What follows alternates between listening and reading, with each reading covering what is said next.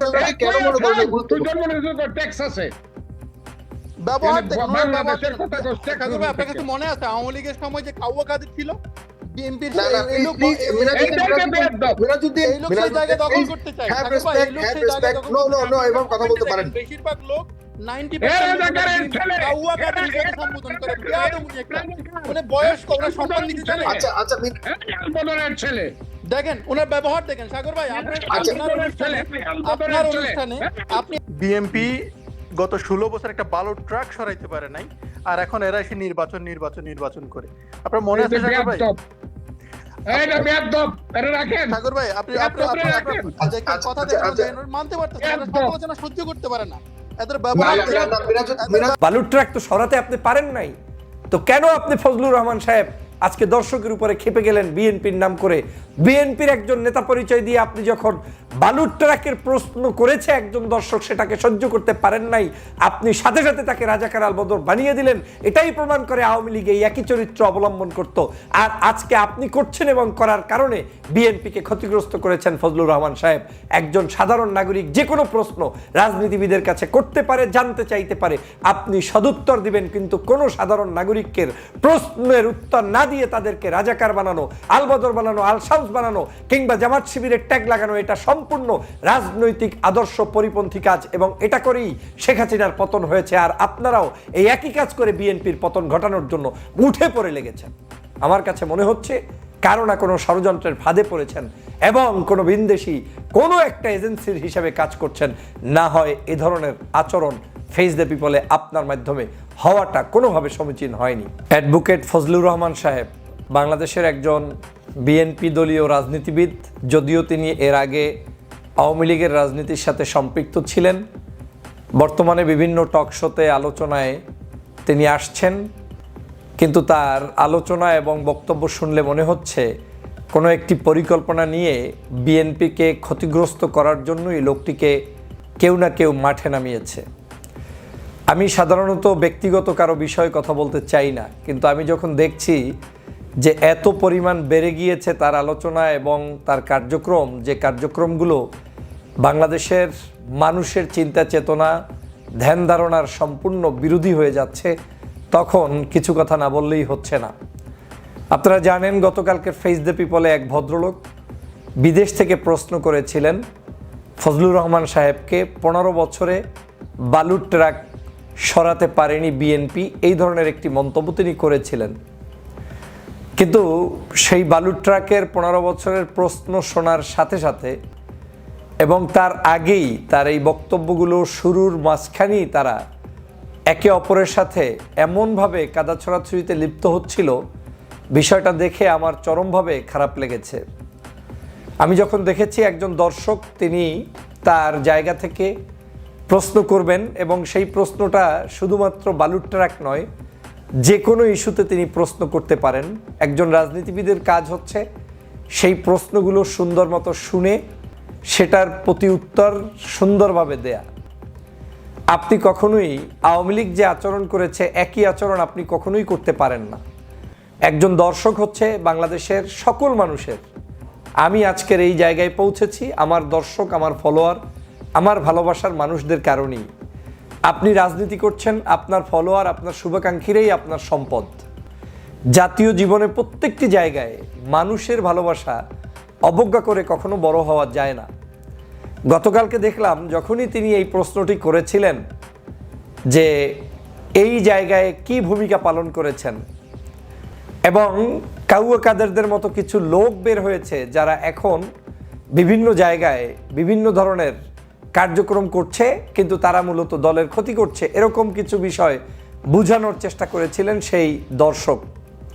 কিন্তু তাকে এমনভাবে সেখানে গালিগালাজ করা হলো, আলবদর, আল শামস, রাজাকার, তারপরে জামাত শিবির, তারপরে মানে কি বাকি রাখে নাই। মানে শেখ হাসিনা যে ভাষায় বলতেন কিংবা আওয়ামী লীগের কোনো নেতাকর্মী যে ভাষায় বলতেন, ঠিক একই ভাষার চাইতে আরও 10 গুণ বেশি ভাষা ব্যবহার করে সেই ব্যক্তিকে ফেস দ্য পিপলে ওই ভদ্রলোক জনাব অ্যাডভোকেট, এই যার কথা এখন আমি বললাম, ফজলুর রহমান সাহেব, তিনি তাদেরকে প্রতি উত্তর দিলেন এবং তাকে সেখানে হেনস্থা করলেন এবং তিনি এক প্রকার সেখান থেকে উঠে পালিয়ে যেতে চাইলেন, যে কোনোভাবেই তিনি টকশো আর করবেন না, তিনি চলে যাবেন। দাঁড়িয়ে গেলেন, ক্যামেরা অফ করলেন, আবার বসানোর চেষ্টা করা হলো, তাকে বসিয়েছে যে কোনো মূল্যে ফেস দ্য পিপলের সাগর ভাই।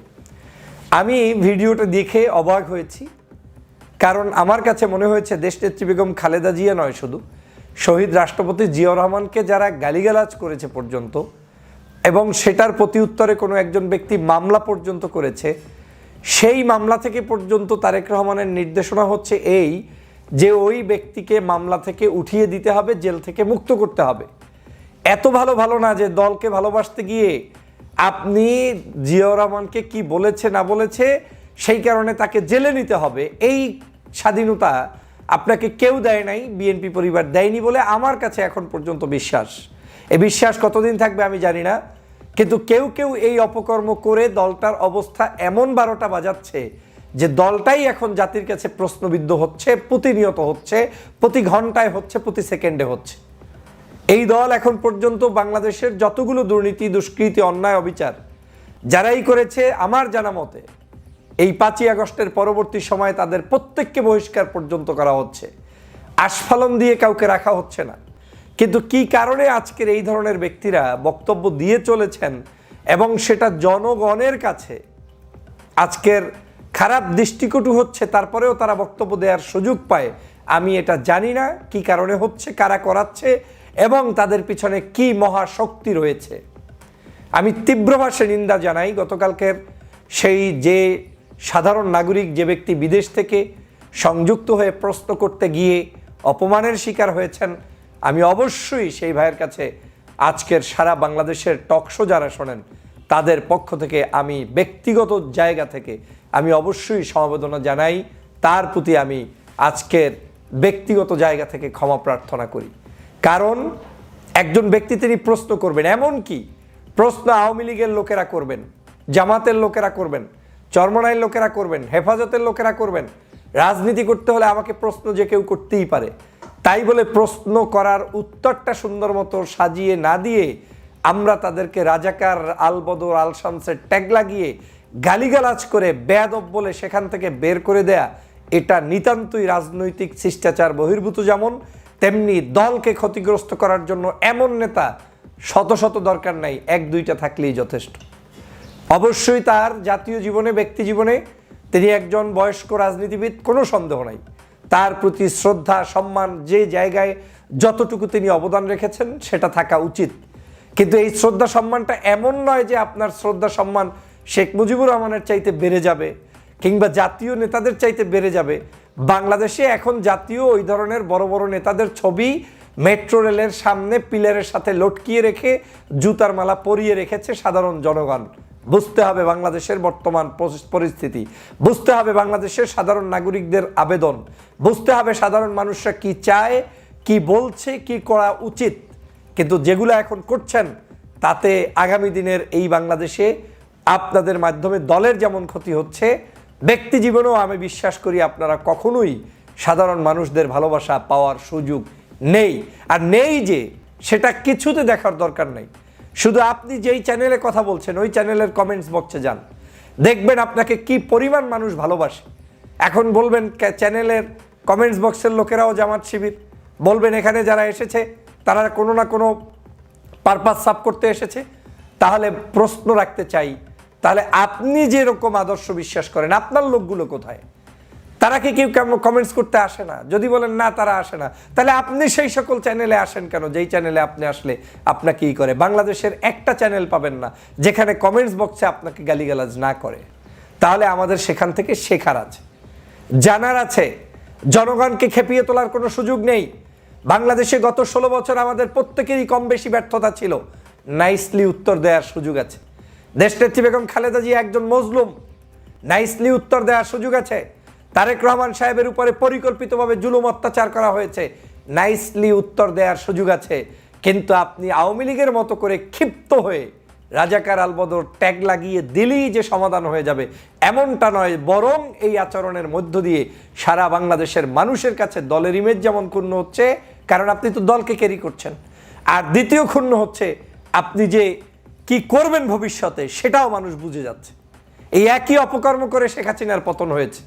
আমরা যখন 16 বছর পর্যন্ত টকশোতে কথা বলতাম, দেশ বিদেশ থেকে আমাদেরকে থ্রেট করা হতো, বলা হতো আসেন আসেন বাংলাদেশে, এরকম করে থ্রেট দিতেন, বলতেন আসেন, তার মানে হচ্ছে আমি আসলেই আমাকে খেয়ে ফেলবে, গুম করে ফেলবে, মেরে ফেলবে, যা ইচ্ছা তাই করবে।